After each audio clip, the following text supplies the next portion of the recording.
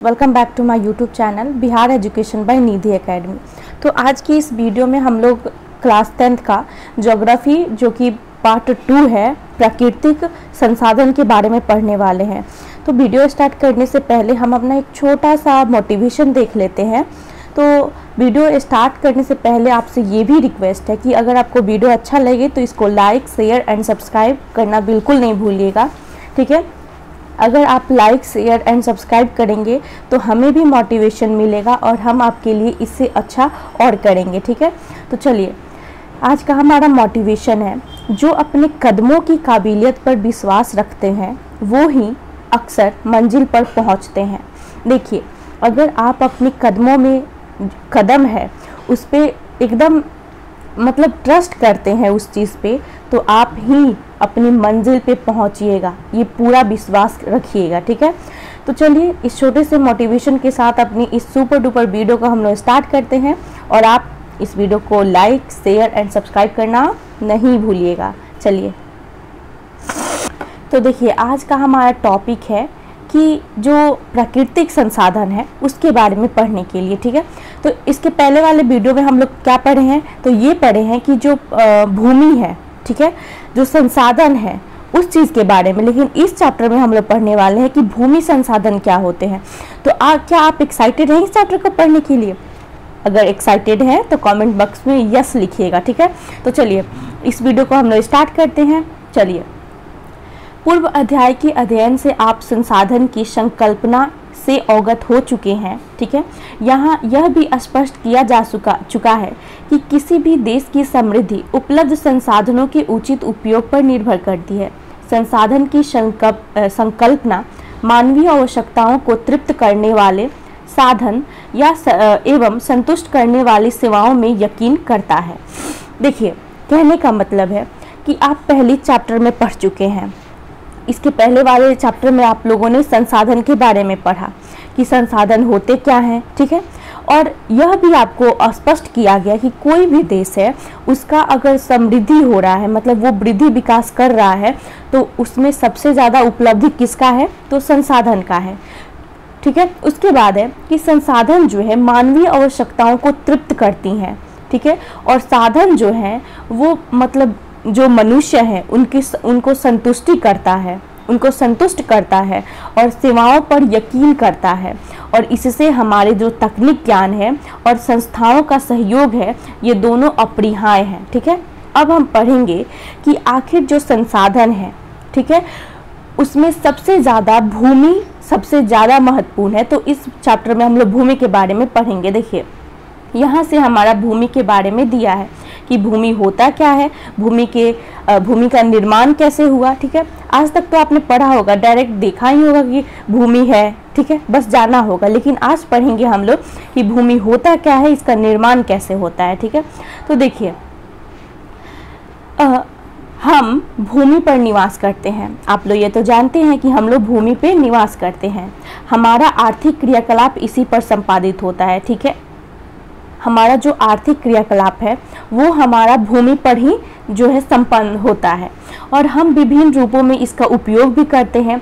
अतः यह अत्यंत महत्वपूर्ण साधन है। यह प्राकृतिक प्रदत्त होने के कारण एक प्राकृतिक संसाधन है। कृषि, वानिकी, पशुचारण, मत्स्य, खनन, वन्य जीवन, परिवहन जैसे आर्थिक क्रियाएं जो है भूमि पर संपन्न होने के कारण यह एक मौलिक संसाधन है। अगर आपसे मौलिक संसाधन कोई पूछे तो क्या होगा, तो मौलिक संसाधन वो होते हैं जैसे कृषि हो गया, वानिकी हो गया, पशुचारण। मौलिक संसाधन उसे कहते हैं जो सबसे ज़्यादा ज़रूरी होता है, ठीक है। तो भूमि के बारे में हम देखें तो जिस भूमि पर जिस सतह पे हम लोग निवास कर रहे हैं उसको हम भूमि कहते हैं। और यही भूमि पर हम लोग क्या करते हैं कि अपनी जितनी भी आर्थिक क्रियाएं हैं उसको संपन्न करते हैं और इसका उपयोग हम लोग विभिन्न रूप में करते हैं। जैसे खेत के रूप में कृषि करते हैं उस पर, ठीक है, पशुचारण होता है, मत्स्य पालन होता है, खनन होता है, ठीक है। तो ये सारी आर्थिक क्रियाएं हम लोग किस चीज़ पे करते हैं, तो भूमि पे करते हैं। और इसी के कारण जो है भूमि को एक मौलिक साधन के अंतर्गत रखा गया है। और इतने व्याप्त रूप उपयोगी होने के बावजूद भी यह जो है एक सीमित साधन है। मतलब इतना ज़्यादा आर्थिक क्रियाकलाप में यूज होने के बाद भी इसको हम लोग क्या बोलते हैं, ये एक सीमित संसाधन है। अस्तु यह आवश्यक है कि उपलब्ध भूमि का विविध उद्देश्यों की पूर्ति के लिए सावधानी पूर्वक एवं नियोजित रूप से इसका उपयोग करना चाहिए। ठीक है, भूमि संसाधन के कई जो हैं भौतिक स्वरूप जैसे पर्वत, पठार, मैदान, निम्न भूमि और घाटियां हैं।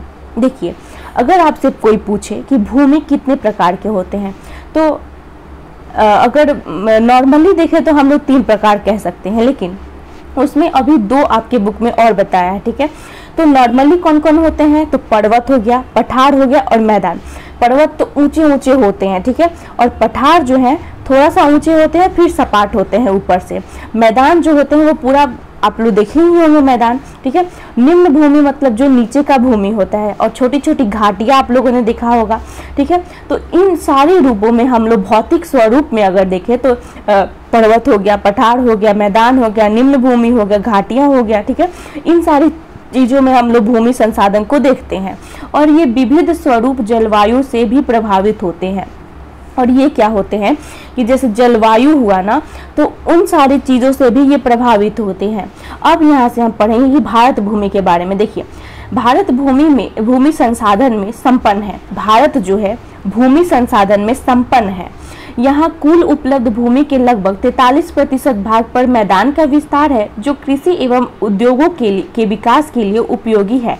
30% भाग पर पर्वतीय क्षेत्र है। देखिए, भारत में देखा जाए तो 30% भाग हम लोग देखें तो पर्वत क्षेत्र है। ठीक है, और 43% जो है वो क्या है, मैदानी भाग है। यहाँ चार्ट में दिखाया गया है। ठीक है, यहाँ इस चार्ट में आपको दिखाया गया है कि 43% क्या है, तो मैदानी भाग है। ठीक है, और 30% क्या है हमारा, तो पर्वतीय क्षेत्र, और 27% बच गया, ये हमारा पठार है। ठीक है, चलिए उसके बाद है जो 30% भाग है, जो 12 माही नदियों का प्रवाह सुनिश्चित करते हुए पर्यटन विकास के लिए अनुकूलित परिस्थितियां मुहैया कराती हैं। यानी जो 30% हम लोगों ने पढ़ा कि इतना 30% जो भूमि है वो क्या करती है, तो भूमि जो है वो मतलब 12 मासी का मतलब होता है साल भर, पूरे ईयर। ठीक है, तो उस पूरे ईयर में क्या करती हैं कि ये नदियाँ, यहाँ से नदियाँ बहती हैं और अनुकूलित परिस्थितियाँ में ये नदियों को सुनिश्चित करती हैं। और जो भूमि है ये क्या करती है, पारिस्थितिकी संतुलन के लिए भी बहुत ज़्यादा महत्वपूर्ण है। ठीक है, देश का 27% भाग पर क्या है, पठार के रूप में विस्तृत है, जहां खनिज, जीवाश्म ईंधन और वन संपदा के कोष संचित है। और 27% तो हम लोगों ने पढ़ा जो पठार है, उस पे हम लोग क्या यूज करते हैं, तो उस पे हम लोग क्या करते हैं, खनिज हो गया, जीवाश्म ईंधन हो गया, और वन संपदा के मतलब कोष जो है वो वहाँ पे संचित रहते हैं। ठीक है, तो अभी तक हम लोगों ने पढ़ा कि 43% भाग पे क्या है, मैदानी क्षेत्र है। ठीक है, और 27% भाग पे पठार है, 30% भाग पे जो है पर्वत है। और अभी हमने पढ़ा कि जो भूमि है वो उस पर हम लोग निवास करते हैं, और हमारी जितने भी आर्थिक क्रियाकलाप है उस पे संपन्न होती हैं। और भूमि जो है मुख्यतः अगर देखा जाए तो 3 प्रकार के होते हैं, कौन कौन, मैदानी, पठार और पर्वतीय। ठीक है, चलिए अब हम पढ़ेंगे कि मृदा का निर्माण कैसे होता है। मृदा का आखिर निर्माण कैसे होता है, तो आप लोगों ने पहले तो ये नहीं सोचा होगा या फिर देखा होगा कि जो मृदा है उसके बारे में उतना आप लोगों ने डिटेल में नहीं पढ़ा होगा, लेकिन अब पढ़ेंगे कि मृदा का निर्माण कैसे होता है। तो देखिए, मृदा पारितंत्र का एक महत्वपूर्ण घटक है। मृदा जो है वो पारितंत्र का एक महत्वपूर्ण घटक है। ठीक है, और असंगठित पदार्थों से निर्मित पृथ्वी की सबसे ऊपरी पतली परत मृदा कहलाती है। अगर असंगठित पदार्थों से जो निर्मित पृथ्वी है, पृथ्वी की जो पहली परत है, पृथ्वी की जो फर्स्ट लेयर है, उसको हम लोग मृदा के नाम से जानते हैं। अगर आपसे कोई मृदा का डिफिनीशन पूछे, अगर आप किताबी भाषा में देना चाहते हैं तो यही आप दे सकते हैं, नहीं तो मृदा का अगर कोई डिफिनीशन पूछे तो आप बोल सकते हैं कि जो चट्टानों के टूटने फूटने से या फिर उनके भौतिक या रासायनिक रूप में परिवर्तन होने के कारण जो है मृदा का निर्माण होता है। ठीक है, अब देखिए, यह जो है ना केवल, यहाँ से देखिए कि मिट्टी जो है वो क्या होती है कि एक मिनट, सर्वाधिक महत्वपूर्ण नवीकरणीय प्राकृतिक संसाधन है। मतलब मिट्टी जो है वो नवीकरणीय संसाधन है और यह न केवल पौधों के विकास का माध्यम है बल्कि पृथ्वी पर विविध जीव समुदायों का पोषण भी करती है। मृदा में निहित उर्वरकता मानव के आर्थिक क्रियाकलाप को प्रभावित करता है और देश की नियति का भी निर्धारण करती है। इसके नष्ट होने के कारण जो संपत्ति एवं संस्कृति जो है दोनों ध्वस्त हो जाते हैं, अतः मृदा एक जीवन तंत्र है। ठीक है, देखिए कहने का मतलब है कि जो मिट्टी है वो केवल पौधों के विकास के लिए ज़रूरी नहीं है। हम लोग जानते हैं नॉर्मली कि जो मिट्टी है वो पौधों के विकास के लिए ज़रूरी है, लेकिन नहीं, पृथ्वी पर जितने भी विविध प्रकार के जीव हैं उन सबका पोषण मिट्टी ही करती है और मृदा में जितने भी उर्वरक हैं वो आर्थिक क्रियाकलापों के लिए जो है वो बहुत ज़्यादा प्रभावित करती है और देश की जो नियति है उस चीज़ को बांधे रखती हैं, उस चीज़ का निर्धारण करती हैं। और इसके नष्ट होने के साथ क्या हो जाती है, जो संस्कृति है हमारा और जो संपत्ति है वो दोनों ध्वस्त हो जाती हैं। और इसीलिए मिट्टी जो है उसको हम लोग क्या बोलते हैं, एक जीवंत है, तंत्र है हमारे लिए। ठीक है, अब देखिए कि मृदा निर्माण एक लंबी अवधि में पूर्ण होने वाली जटिल प्रक्रिया है। कुछ सेंटीमीटर गहरी मृदा के कारण निर्माण में लाखों वर्ष लग जाते हैं। चट्टानों के टूटने फूटने तथा भौतिक, रासायनिक और जैविक परिवर्तनों से मृदा का निर्माण होता है। भूगोलविद इसे अत्यंत धीमी प्रक्रिया मानते हैं। अगर हम देखें तो जो मृदा का निर्माण होता है वो बहुत दिन लग जाता है। ठीक है, अगर मृदा का निर्माण हम देखें तो वो बहुत ज़्यादा लंबा टाइम लगता है और इसको मतलब लगने में लगभग लाखों वर्ष लग जाता है। और हमने बताया कि चट्टान जो है उसके टूटने फूटने से क्या होती हैं, तो मृदा का निर्माण होता है। इन सारी चीज़ों को आप लोग ध्यान रखेंगे। ठीक है, अब हम लोग पढ़ेंगे कि मृदा के कारक कौन से हैं। ठीक है, मृदा के कारक होते क्या हैं। तो देखिए मृदा के कारक में कौन कौन है, इसको याद रखिएगा, ये क्वेश्चन पूछ देता है कि मृदा के कारक कौन कौन से होते हैं। ठीक है, तो कहीं आपके एग्जाम में आ जाए तो पूछ देगा, तो आप लोग लिख देंगे कि उचावच या धराकृति, मूल, शैल या चट्टान, जलवायु, वनस्पति, जैव पदार्थ, खनिज, कण और समय। ठीक है, ये 1 2 3 4 5 6 7 पॉइंट जो है ये बहुत इंपॉर्टेंट है, आप लोग याद रखेंगे। ठीक है, उसके बाद देखिए क्या बोलता है कि तापमान परिवर्तन, प्रवाहित जल की क्रिया, पवन, हिमनद और अपघटन की क्रिया। ठीक है, और ऐसे भी तत्व जो मृदा निर्माण में सहायक करती हैं। मृदा निर्माण में जैविक एवं रासायनिक परिवर्तन में भी अहम भूमिका निभाती हैं। निष्कर्षतः यह कहा जा सकता है कि मृदा निर्माण में जैव, ह्यूमस और अजैव दोनों प्रकार के पदार्थ भाग लेते हैं।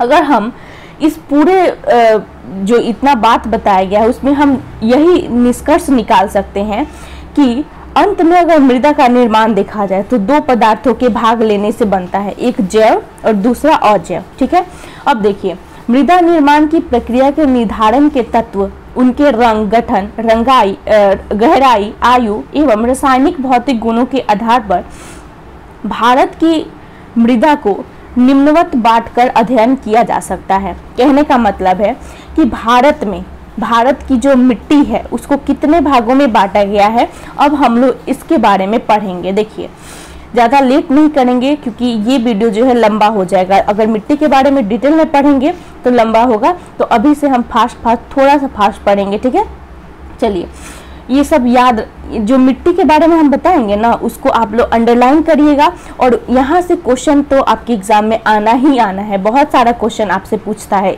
इस यहाँ से मिट्टी से। ठीक है, तो याद रखेंगे।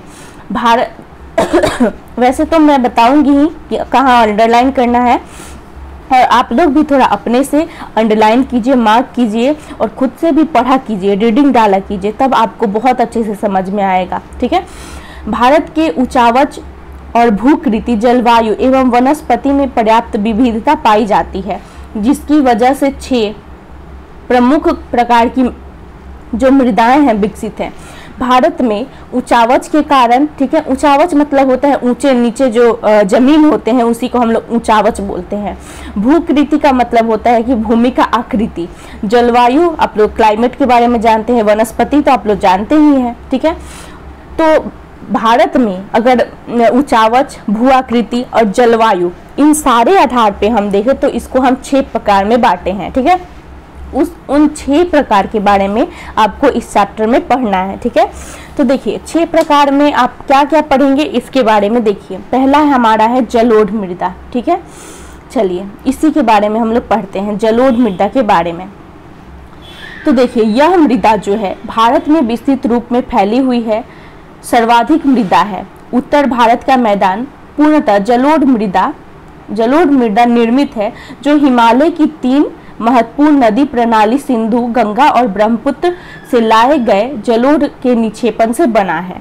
कहने का मतलब है कि भारत में अगर विस्तृत रूप से देखा जाए तो जलोढ़ मृदा जो है बहुत ज़्यादा फैली हुई है, ठीक है।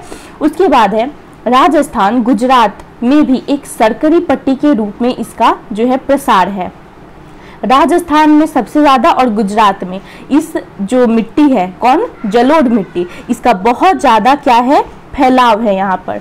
और उसके बाद है पूर्वी तटीय मैदान स्थित महानदी गोदावरी, कृष्णा और कावेरी नदियों द्वारा निर्मित डेल्टा का भी निर्माण जलोढ़ से ही जुड़ा है। कुल मिलाकर भारत में लगभग 6.4 करोड़ हेक्टेयर जो है वो क्या है, तो मिट्टी, तो क्या है कि 6.4 करोड़ हेक्टेयर जो है वहाँ पर जलोढ़ मिट्टी है, ठीक है। कहाँ पर, भारत में अगर देखा जाए तो पूरे जो भूमि है उसमें 6.4 करोड़ हेक्टेयर में क्या है, तो हमारा जलोढ़ मृदा है। अब हम इसके यूज के बारे में जानेंगे, ठीक है। देखिए जलोढ़ मिट्टी का गठन जो है किस चीज से हुआ है, बालू, सिल्ट एवं मृत्तिका के विभिन्न अनुपात के रूप में होता है। और इसका रंग जो है धुंधला से लेकर लालिमा लिए हुए भूरे रंग का होता है, ठीक है। और क्या होता है, इस मृदा के कण जो है नदी के मुहाने घाटी के ऊपर और क्रमशः बड़े होते जाते हैं। और ऐसी मृदाएं जो है पर्वत पदीय क्षेत्र में बने मैदानों जैसे द्वार, चार तराई के आमतौर पर मिलते हैं। और इनके कण जो हैं, कणों पर क्या होते हैं, घाटों के अलावा मृदा की पहचान इनके आयु से भी की जाती है। कहने का मतलब है कि ये जो मिट्टी है ना, मतलब इसके मिट्टी के कण जो होते हैं वो नदी के मुहाने पर क्या होती हैं, मतलब ये इसकी मिट्टी के कण क्या होते हैं, नदी के जो किनारा होता है वहाँ पर जा जाके इकट्ठा होने लगती हैं। और जिससे इकट्ठा होने के बाद ऊपर ऊपर ऊपर ऊपर बहुत सारे मतलब एक कण की तरह, पत्थर की तरह बनने लगते हैं। और जिसके कारण इसमें जो मैदानी क्षेत्र बनते हैं उसमें क्या है, द्वार, चौर और तराई के रूप में मिलते हैं। और इस मिट्टी को हम लोग आयु के आधार पर भी पहचानते हैं, ठीक है। देखिए आयु के आधार पर जलोढ़ मृदा 2 प्रकार के होते हैं। यहाँ से आप लोग यहाँ तक टिक कर लेंगे, ठीक है। देखिए आयु के आधार पर अगर आपसे कोई क्वेश्चन पूछे कि आयु के आधार पर जलोढ़ मृदा को कितने भागों में बांटा गया है, तो 2 भागों में, ठीक है। वो कौन कौन है, तो पुराना और नवीन। पुराने जलोढ़ में कंकड़ और बजरी की मात्रा अधिक होती है, इसे बांगर मिट्टी कहते हैं। देखिए जो पुराना मिट्टी होता है उसमें क्या होता है, तो उसमें होता है कि कंकड़ और बजरी की मात्रा जो है बहुत ज़्यादा पाई जाती है, इसलिए उसको क्या बोलते हैं, तो उसको बोलते हैं बांगर मिट्टी। और बांगर की तुलना में नवीन जलोढ़ में महीन कण पाए जाते हैं, जिसको हम लोग खादर मिट्टी बोलते हैं। खादर में बालू एवं मृत्तिका के मिश्रण ज़्यादा होते हैं और इसलिए ये काफ़ी जो है उपजाऊ होते हैं। अगर आपसे एक क्वेश्चन पूछे कि जलोढ़ मृदा को कितने भागों में आयु के आधार पर बांटा गया है, तो 2 भागों में। कौन कौन, एक या तो आप बोल सकते हैं खादर या बांगर, या तो पुराना और नवीन, ठीक है। सबसे ज्यादा उपजाऊ मिट्टी कौन सा है, ठीक है, तो खादर मिट्टी है। दोनों में से कौन सा है, खादर मिट्टी, ठीक है। अब देखिए जलोढ़ मृदा में पोटास पाया जाता है, फास्फोरस, चूना जैसे तत्व की प्रधानता होती है, जबकि नाइट्रोजन एवं जैव पदार्थों की कमी होती है। यह मिट्टी जो है गन्ना, चावल, मक्का, दलहन जैसे फसलों के लिए उपयुक्त मानी जाती है। अधिक उपजाऊ होने के कारण इस मिट्टी पर क्या किया जाता है, तो गहन कृषि की जाती है। और परिमाण जनसंख्या का भी घनत्व जो है बहुत ज़्यादा है। क्या आप जानते हैं? अब इसके बारे में हम लोग एक डब्बा में दिया है, इसको पढ़ेंगे। ये क्वेश्चन बहुत इंपॉर्टेंट है, यहाँ से पूछ देता है, ठीक है। उत्तर बिहार में बाल प्रधान जलोढ़ को दियारा भूमि कहा जाता है। उत्तर बिहार का जो बाल प्रधान जलोढ़ को, उसको हम लोग किस नाम से जानते हैं? दियारा के नाम से। आप लोग तो जानते होंगे कि दियारा के बारे में थोड़ा बहुत। यह मक्का की कृषि के लिए विश्व में प्रसिद्ध है। जो दियारा है वो जो है मक्का के लिए पूरे विश्व में, वर्ल्ड में फेमस है, ठीक है। चलिए, उसके बाद है कि काली मृदा के बारे में। काली मृदा के बारे में पढ़ते हैं। काली मृदा जो है, इस मिट्टी का रंग काला होता है। क्यों होता है? क्योंकि इसमें उपस्थित एल्यूमिनियम एवं लौह यौगिक के कारण इसका रंग जो है काला होता है। यह कपास की खेती के लिए सर्वाधिक उपयुक्त मानी जाती है, जिस कारण से इसे काली कपासी मृदा के नाम से भी जाना जाता है। भारत में इस मृदा का लगभग 6.4 करोड़ हेक्टेयर पर फैला हुआ है, ठीक है। देखिए, इस काली मिट्टी का नाम जो है काली मिट्टी है, ठीक है। क्यों है? क्योंकि इसमें एल्यूमिनियम और लौह यौगिक के कारण जो है इसका रंग जो है काला हो जाता है। और ये सबसे ज़्यादा उपयुक्त मानी जाती है किस चीज़ के लिए? तो वो है कपास की खेती के लिए। इसलिए इसको हम लोग काली कपासी मृदा के भी नाम से जानते हैं। और जितना हम लोगों ने देखा था कि जलोढ़ मृदा है, भारत में इसका फैलाव है 6.4 करोड़ हेक्टेयर, उतना ही काली मिट्टी का भी है 6.4 करोड़ हेक्टेयर, ठीक है। तो उसके बाद है जो खास तौर पर ढक्कन के लावा प्रदेश में, जैसे कि महाराष्ट्र हो गया, गुजरात हो गया, कर्नाटक, आंध्र प्रदेश, तमिलनाडु जैसे राज्यों में है, विस्तृत रूप से पाया जाता है। और इस मिट्टी का निर्माण मूल शैलों और ज्वालामुखी के बेसाल्ट लावा के विघटन से होता है।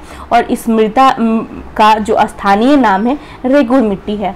अगर आपसे कोई पूछे कि काली मिट्टी का रंग काला क्यों होता है, तो फर्स्ट आंसर होगा एल्यूमिनियम और लौह यौगिक के कारण। काली मिट्टी सबसे ज़्यादा किसके लिए मशहूर है? तो कपास की खेती के लिए। इसका स्थानीय नाम क्या है? तो रेगुर मिट्टी।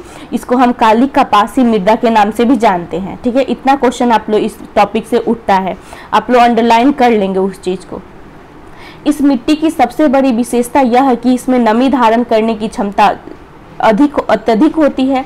यह मृदा कैल्शियम कार्बोनेट, मैग्नीशियम, पोटास और चूना जैसे पौष्टिक तत्वों से परिपूर्ण होती है, किंतु इसमें फास्फोरस की कमी होती है। शुष्क या गर्म प्रदेश में इसमें दरारें पड़ जाती हैं, जिससे अच्छी तरह से वायु का मिश्रण हो पाता है, किंतु गीले होने के साथ ही यह मृदा चिपचिपी हो जाती है, जिसे जोतना संभव नहीं हो पाता है। कहने का मतलब है कि इस मिट्टी में सबसे ज़्यादा हम लोग देखें तो क्या होता है कि इस मिट्टी मतलब पानी का धारण जो है, पानी सूखती बहुत ज़्यादा है। और इसमें सबसे ज़्यादा पाया जाता है कैल्शियम कार्बोनेट, मैग्नीशियम, पोटास और चूना जैसे पौष्टिक तत्व पाए जाते हैं, लेकिन फास्फोरस की इसमें कमी पाई जाती है। और चाहे शुष्क हो गए या फिर गर्म मौसम में इसमें दरार पड़ जाती है और वायु का मिश्रण जो है अच्छी तरह से हो जाती है। और जब गीला होता है ना, तो इसको जोत पाना भी मतलब संभव नहीं हो पाता है। अतः जो मौसम है, मौसम के प्रथम बौछार में ही इसमें जुताई कर दिया जाता है। कम वर्षा के क्षेत्र में भी अत्यधिक ऑक्सीकृत होने के कारण बिना सिंचाई में भी कपास की खेती के लिए यह मिट्टी जो है उपयुक्त मानी जाती है। इसके अतिरिक्त यह मृदा जो है गन्ना, प्याज, गेहूं एवं फलों की खेती के लिए अनुकूल मानी जाती है, ठीक है। अगर आपसे कोई क्वेश्चन पूछे कि कपास की खेती के बावजूद जो काली मिट्टी है वो किस चीज़ मतलब उस पर किस चीज़ का उगाया जा सकता है, तो गन्ना, प्याज, गेहूं और फल, ठीक है। उसके बाद कह रहा है, उसके बाद हम लोग पढ़ेंगे कि हमारा टॉपिक क्या है, लाल और पीली मृदा के बारे में, ठीक है। तो लाल पीली मृदा के बारे में हम लोग जानते हैं कि आखिर ये होता क्या है। तो इस प्रकार की मृदा का विकास जो है पर्वतीय पठार के पूर्वी और दक्षिणी हिस्से में होती है, जो कि रावेदार के अग्रणी चट्टानों पर समांतर 100 सेंटीमीटर जो है कम वर्षा वाले क्षेत्रों में हुआ। और इस मृदा में लौह अंश की मात्रा जो है मतलब लौह अंश की मात्रा के कारण इसका रंग जो है लाल हो गया, ठीक है। और जल योजन के पश्चात यह मृदा जो है पीले रंग की हो जाती है। कहने का मतलब है यह मिट्टी जो है पर्वतीय पठार में पाई जाती है। कहाँ पे? पूर्वी और दक्षिणी हिस्से के जो रावेदार चट्टान है वहाँ पर 100 सेंटीमीटर से भी कम वर्षा वाले क्षेत्रों में इस मिट्टी का विस्तार है, ठीक है। और इसमें क्या होती है कि लौह की मात्रा के कारण इसमें ज़्यादा होती है, मतलब लोहे की मात्रा जो ज़्यादा होती है, और इसके कारण क्या होता है कि इसका रंग लाल हो जाता है। और जब इस पे जल की मात्रा बढ़ती है तो इसका रंग जो है पीला में चेंज हो जाता है, ठीक है। उसके बाद क्या कर रहा है कि मूल रूप से ग्रेनाइट, नीस जैसे रावेदार आग्नेय चट्टानों के विघटित एवं रूपांतरित से ये बने होते हैं। और इसका विस्तार अगर हम भारत में देखें तो कुल कृषि में 7.2 करोड़ हेक्टेयर में ये पाया जाता है। लाल पीली मिट्टी का प्रसार अगर देखें तो तमिलनाडु, कर्नाटक, गोवा, दक्षिणी पूर्वी महाराष्ट्र, आंध्र प्रदेश, उड़ीसा, छोटा नागपुर और मेघालय में पाया जाता है, ठीक है। जैव पदार्थों की कमी के कारण यह मृदा जो है जलोढ़ एवं काली मृदा की अपेक्षा जो है कम उपजाऊ होती है। कहने का मतलब है कि इस मिट्टी में क्या है कि जैव पदार्थ जो होते हैं इसमें कम होती है इसकी मात्रा, इसलिए जो है ये कम उपजाऊ होती है। किसकी तुलना में? तो जलोढ़ मिट्टी की तुलना में और काली मिट्टी की तुलना में। और हम लोगों ने पढ़ा था कि भूमि में सबसे ज़्यादा जरूरी क्या होती है उसके निर्माण के लिए, तो जैव और अजैव पदार्थ होते हैं, ठीक है। उसके बाद देखिए कि उर्वरकों का उपयोग करके इसकी उत्पादकता को हम लोग बढ़ा सकते हैं, ठीक है। और इस मृदा के सिंचाई की व्यवस्था करके हम लोग चावल, ज्वार, बाजरा, मक्का, मूंगफली, तंबाकू जैसे फलों का भी उत्पादन कर सकते हैं, ठीक है। उसके बाद हम लोग पढ़ते हैं लेटराइट मिट्टी। तो इसमें क्वेश्चन ज़्यादा नहीं पूछेगा, आपसे ज़्यादातर यही पूछेगा कि लेटराइट जो काली मिट्टी है उसका फैलाव कहाँ है, उसमें कौन सा मतलब फसल है वो बोया जाता है। तो इसको याद रखेंगे और उसको अंडरलाइन कर लेंगे। देखिए मिट्टी से अगर क्वेश्चन पूछेगा ना तो उसमें सबसे ज़्यादा पूछेगा कि कितने प्रकार का होता है, फर्स्ट क्वेश्चन, ठीक है। भारत में कितने प्रकार का मिट्टी पाया जाता है, ठीक है, वो तो आंसर आप लोग दे देंगे 6 प्रकार का। उसके बाद पूछेगा कि जलोढ़ मृदा के बारे में, तो उसमें जो इम्पोर्टेंट, उसमें आप लोग मिट्टी के बारे में पूछे तो आप लोग बस ये याद रखिएगा मिट्टी जो है वो मतलब किस चीज़ से बना है, उसका रंग कैसा है और कहाँ कहाँ उसका फैलाव है, ठीक है, और उसमें क्या उगाया जाता है, ठीक है। और अगर उसका स्थानीय नाम वगैरह दिया हो तो वो भी याद कर लीजिएगा। बस इतना ही से क्वेश्चन पूछता है, ठीक है। चलिए उसके बाद है लेटराइट मिट्टी। लेटराइट मिट्टी की उत्पत्ति जो शब्द है उसका उत्पत्ति जो है ग्रीक भाषा के लेटर शब्द से हुआ, जिसका शाब्दिक अर्थ होता है ईंट। इस प्रकार के मिट्टी की जो विकास देखें उच्च तापमान एवं अत्यधिक वर्षा वाले क्षेत्रों में हुआ। भारत में इस मृदा का विस्तार 1.3 करोड़ हेक्टेयर से भी अधिक भूभाग पर है। ऋतुवत भारी वर्षा से ऊंचे सपाट अपर्दित सतहों पर यह मृदा पाई जाती है। यह मृदा तीव्र निछालन का परिणाम है, जिसमें ह्यूमस की मात्रा जो है नगण्य होती है और अत्यधिक जो है तापमान के कारण जैविक पदार्थों को अपघटित एवं बैक्टीरिया नष्ट हो जाते हैं और अपक्षय के कारण लेटराइट मिट्टी कठोर हो जाती है। एल्यूमिनियम और लोहे के ऑक्साइड के कारण इसका रंग लाल हो जाता है और इस प्रकार की मिट्टियां में रासायनिक खाद एवं अन्य उर्वरकों का उपयोग करके इसका उत्पादन किया जा सकता है, ठीक है।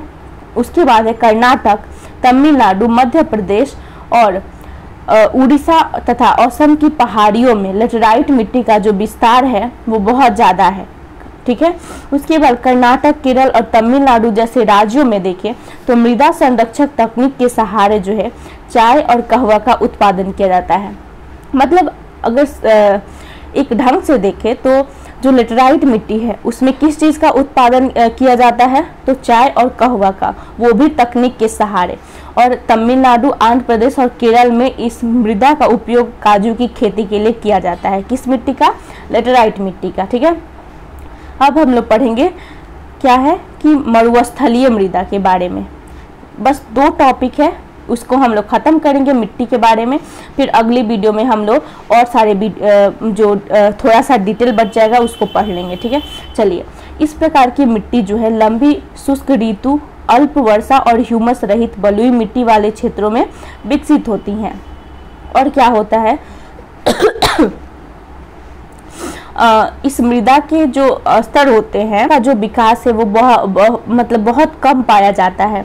रासायनिक अपक्षय अत्यंत सीमित हो जाता है और इस जो मृदा है इसका रंग जो है लाल और हल्का भूरा रंग का होता है। इस प्रकार की मृदा जो है कहाँ पाई जाती है, तो राजस्थान, स्वर्ग, कच्छ और पश्चिमी हरियाणा और दक्षिण पंजाब में पाया जाता है। ठीक है, और क्या बताया कि इसमें वनस्पति और उर्वरक खनिज जो होते हैं उसका अभाव होता है, किंतु सिंचाई की व्यवस्था करके हम लोग कपास और चावल, गेहूं का भी उत्पादन कर सकते हैं। एक क्वेश्चन बताइए, ठीक है, कपास की खेती के लिए कौन सबसे ज़्यादा उपयोगी है, तो आंसर हाँ, तो आंसर होगा इसका काली मिट्टी। ठीक है, उसके बाद है छठा पॉइंट हमारा कि पर्वतीय मृदा के बारे में। चलिए इसको पढ़ते हैं। इस प्रकार की मृदाएं जो है प्रायः पर्वतीय और पहाड़ी क्षेत्रों में देखने को मिलती हैं, जहां पर क्या है पर्याप्त वर्षा वन पाए जाते हैं। यह मृदा जटिल एवं विविधता वाले होती हैं और यह नदी घाटियों में जलोढ़ मृदा एवं ऊंचे भागों में मोटे कर्ण वाली अपरिपक्व मृदा के रूप में पाई जाती हैं। पर्वतीय भाग में प्रायः भू आकृति, वनस्पति एवं जलवायु दशाओं में पर्याप्त जटिलता एवं विभिन्न के कारण यह एक प्रकार के मृदा में बड़े बड़े क्षेत्र में नहीं मिलती हैं। हिमाच्छादित क्षेत्रों में इन मृदाओं का अपरदन हो जाता है। उसके बाद ये जो है अम्लीय और ह्यूमस रहित हो जाते हैं और नदी घाटी में निम्नवर्ती क्षेत्रों में विशेषकर नदी सोपान और जलोढ़ जो पंखों होती हैं ये मृदा जो है उपजाऊ हो जाती हैं और यहीं पर ढलान वाली फसल जो होती हैं उगाई जाती है, जैसे फलों के बागान हो गए, नदी घाटी, ठीक है, चावल हो गया, आलू हो गया, लगभग सभी क्षेत्रों में इसका उत्पादन किया जाता है। तो मिट्टी के बारे में तो हम लोग यहाँ तक पढ़ चुके हैं। ठीक है, तो उसके अगले वाले वीडियो में हम लोग पढ़ेंगे कि जो मिट्टी है उसके बारे में क्या है। देखिए इसका विस्तार तो हम लोग पढ़ेंगे। ठीक है, अब हम लोग पढ़ेंगे कि भूमि जो है उसका बदलता उपयोग क्या क्या है। ठीक है, तो वो अगली वीडियो में पढ़ेंगे। अगर आपको वीडियो अच्छा होगा तो इसको लाइक, शेयर एंड सब्सक्राइब करना नहीं भूलेगा। Thank you so much.